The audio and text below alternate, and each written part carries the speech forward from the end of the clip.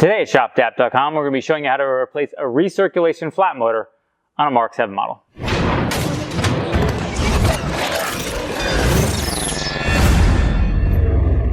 Okay, so before we talk about replacing this, let's talk about what the recirculation flap does. So recirculation flap on this particular vehicle, or really on any vehicle, is going to be what controls the outside air from coming into the vehicle. Now you use this to maximize the AC or to keep stuff from outside the vehicle coming inside. You would use it while the air conditioning is on. Now flat motors on Mark 7s, when they fail, they do this.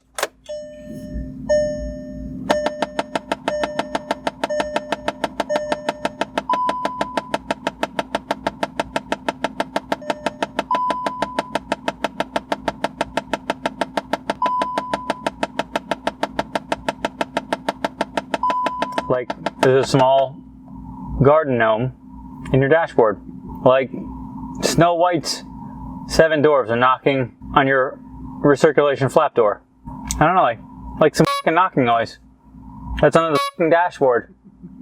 So first thing we're going to do is show you how to check which motor it is, and this requires going to be getting under the dash and or taking the glove box down. This is the same process that you would do for a cabin filter, which we have a DIY on if you want to check that out, which we will link to in the description of this video. Okay, so we're going to remove this glove box door down.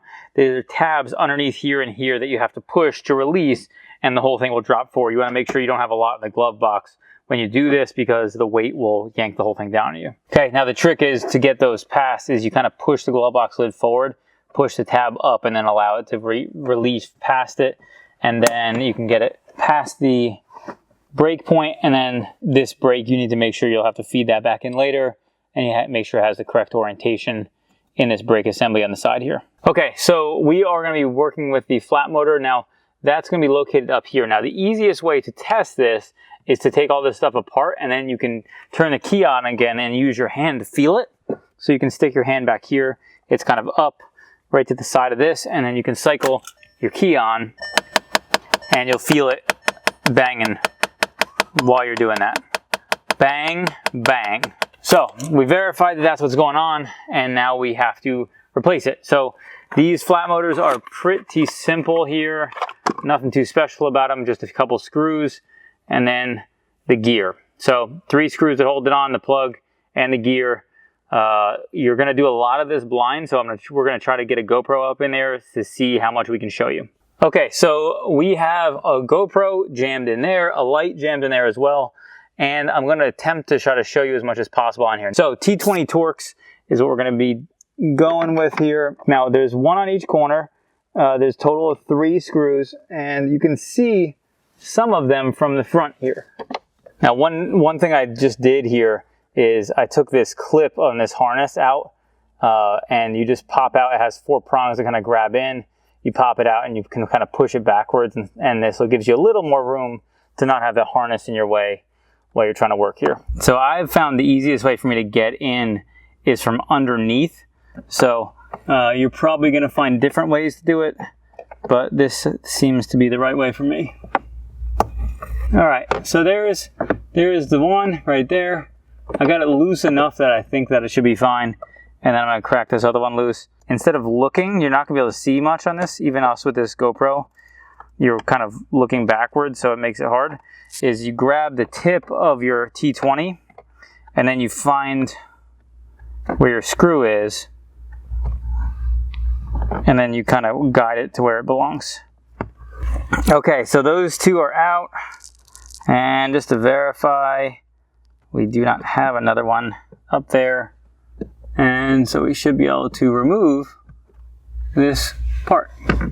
And we just got to unplug it, which push on the tab on the back of the connector and slide it out. Now all we need to do is swap this part over to our other one that has nothing in there and just pull straight out like so. Okay, so this is the old one. So most likely what's going on is internally inside this motor, there are stripped gears. Charles, the home mechanic, if you're not familiar, was talking about doing a failed part video on this particular part. So we are planning to send this to him for him to make that video. So we will link to that as well. Once he has that out, we will probably release this before he does that, but we'll make sure we link to it once it is available. Okay, so now we're gonna go back in with this. I'm gonna feed it down from underneath here and then up, and you can see, other than the fact that it has hit our GoPro. Now you wanna get the plug side on the right side like this, and it does feel like we're missing our hole here. All right, there we go. Now obviously if we turn it, we should be able to feel what happens with the flaps. And I was incorrect. We're not actually missing a screw. There's just a nub that it slides onto there for locating it. So there's only 2 screws here. So what you may want to do is just try to plug it back in at this point, and then we can grab our screws and thread those in. Now what I'm going to do is go like this, hold on to our T20, and then stick it up from underneath, and then thread that in. And I'm going to first do the one I can see from the outside here. My plan is to thread this in as much as I can by hand, because tightening this with a ratchet is not going to be the easiest. Now we'll get this last one here. Again, you're working blind. Kind of just is what it is. And I feel like that's bottomed out completely. I'm going to get my ratchet and snug those up. You cannot go crazy tightening these. These are self-tappers, so you could definitely strip the heck out of this box. And all you're doing is tightening it into the plastic box that all the HVAC stuff mounts to, and the ductwork and stuff. So you definitely don't want to strip these. And you can kind of feel once it kind of stops giving you just easy resistance and it starts to resist a little bit, that should be good enough. That's on there, plugged in, and our screws are both on.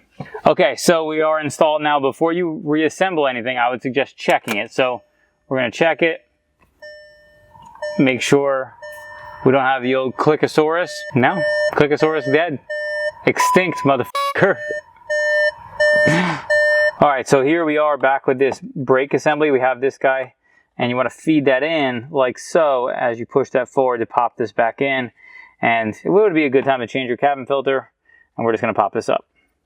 And just pop it up, and that's in. Now the one thing I did not mention, because I wasn't sure at the time if we were just using to add lighting from underneath, but it ended up being easy to stick my arm underneath, is this pad. So this is a foam pad that sits underneath the dashboard.